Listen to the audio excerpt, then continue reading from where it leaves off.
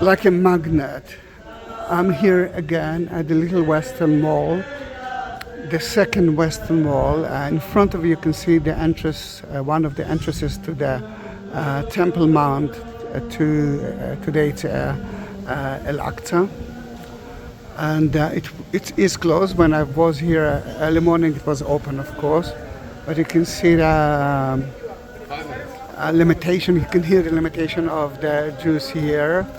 And when I was here, it was very hot. Remember, it was almost empty. And let's see what's happened there. If I will be able to enter.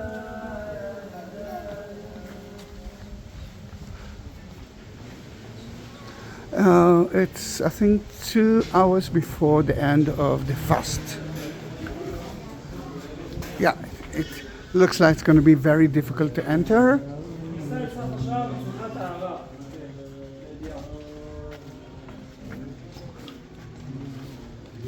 This is Uri. Uri is with me, and he's actually leaving us and going to India. I'm a little bit jealous, Uri. Yeah, it's totally crowded. Did you see it? Okay.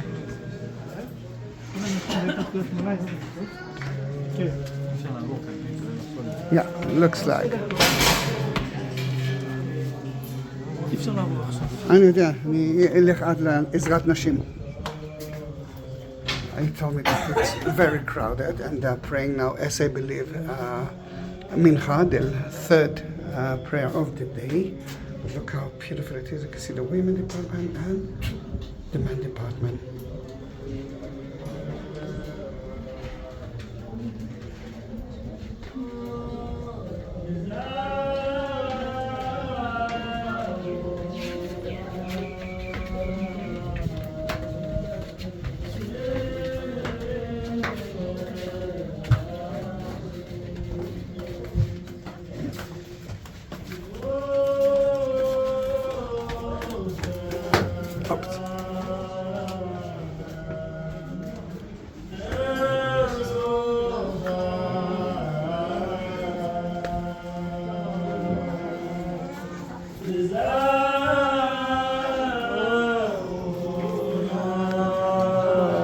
It's beautiful. Yeah. The energy is so strong. Even stronger than early morning.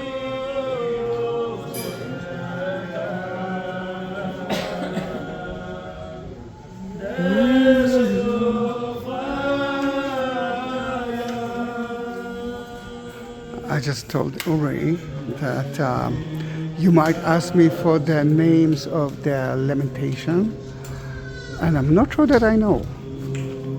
I'm not really sure that I know. If it's your first video of mine about the 9 of month of Av, the fast, then let me tell you a little bit about what's happened here. Today, different dates of course, but in the more or less August, so many bad things happened to the Jewish nation. But the most important thing that connected us to Jerusalem is the destruction of the 2 Jewish temples. The first and the second one. The first one was built by King Solomon, been destroyed by the Babylonians. Second one by the Romans, the one who King Herod built, and if you're Christian, then Jesus visited 3 times a year. And this is one of the entrances, actually very close to the Holy of the Holies. The third important thing or issue that actually happened here in Jerusalem in Tisha B'Av was the destruction or the end of the massacre of the Romans at the Bar Kokhba revolt at the city of Beitar, which is very close to Jerusalem, at 135. And because of it, Caesar Adrian, that was the Caesar of that time, changed the name of Jerusalem to Aliyah Capitolina, but changed the name of Israel, Judea, into Palestine as a punishment. He said, all right, who are the worst enemies of the Jews?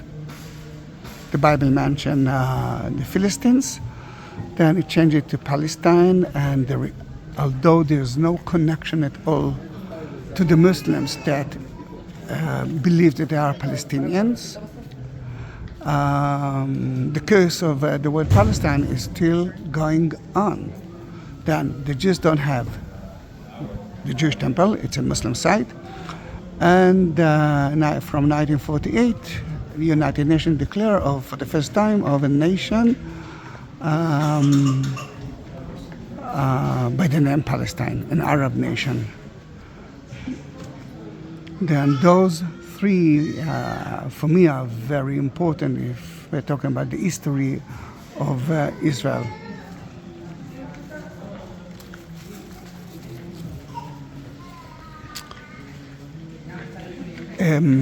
Uri asked me if I'm from Jerusalem, and when he heard that I'm from Tel Aviv, he was surprised because, again, I'm visiting Jerusalem more than I'm visiting my house, I must say. Such a beautiful place, and look how calm it is. Because it's the Jews are mourning over Jerusalem. It's like their relative died. And then they're acting like that, not the best clothes. Look at the shoes, not comfortable shoes. Some of them are actually walking barefoot. They didn't take a shower for the last 25 hours. They're fasting. No intimate relations. And some of them are actually sleeping in different beds. But this is like 2 hours before the end of the fast. And the Western Wall Plaza is very close to here. Now a little bit about little Western Wall. Most of the Western Wall was taken by the Muslims. It's part of the Muslim quarter. We are at the Muslim quarter now. And a small part of the Western Wall is actually there. I couldn't show it to you. You saw a little bit from it. Then there are two Western Walls that people can actually touch the history. That one is, for me, a little more important than the plaza that everyone knows because it's closer to the Holy of the Holies, which is today the Dome of the Rock, but there is a rock beneath the dome, and that's the foundation of the temple. That's where everything began. Now, the Jews are not praying through the wall. They're praying through the house of God that's located at the other side. But it's now owned by the Muslims.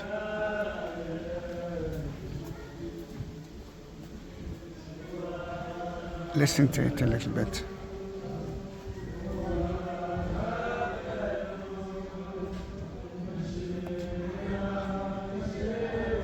How can I take a video here? It's not Shabbat. Then the Jews can drive, they can even smoke cigarettes, they cannot eat and drink, but they can use a car, electricity. Then in that case, taking a video is it's okay. I cannot do that on Shabbat. You know that when I'm traveling with tourists on Shabbat and Saturday, they know that at the Kotel, the Western Wall, they cannot take a picture, they cannot even talk with each other via their telephone.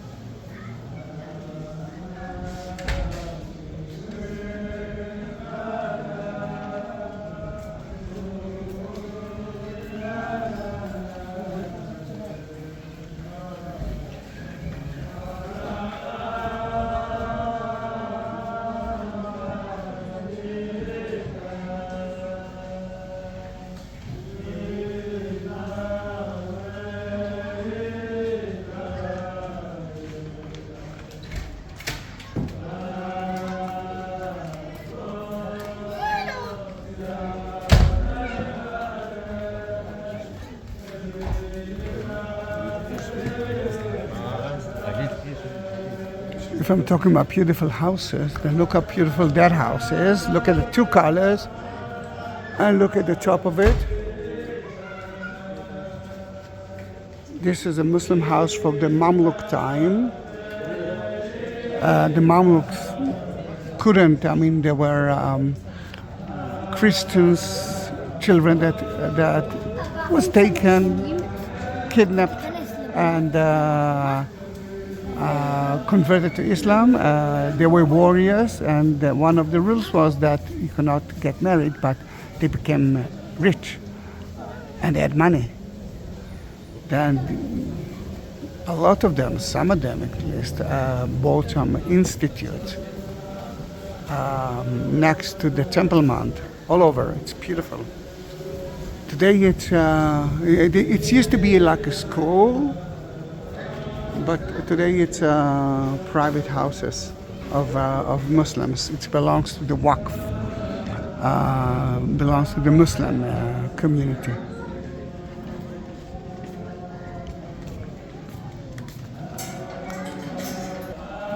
And look at the girl that's now coming barefoot, the second one.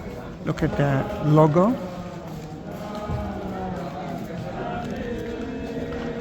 The logo said Gaza is ours, Jewish place, forever and ever.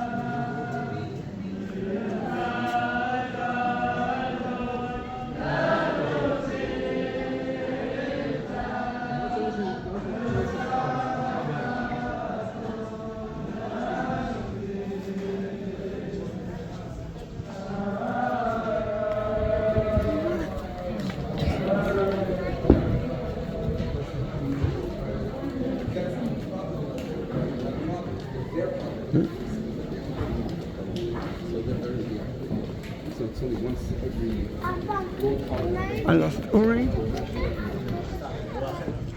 but I'm sure that I will find him because there's only one entrance and exit.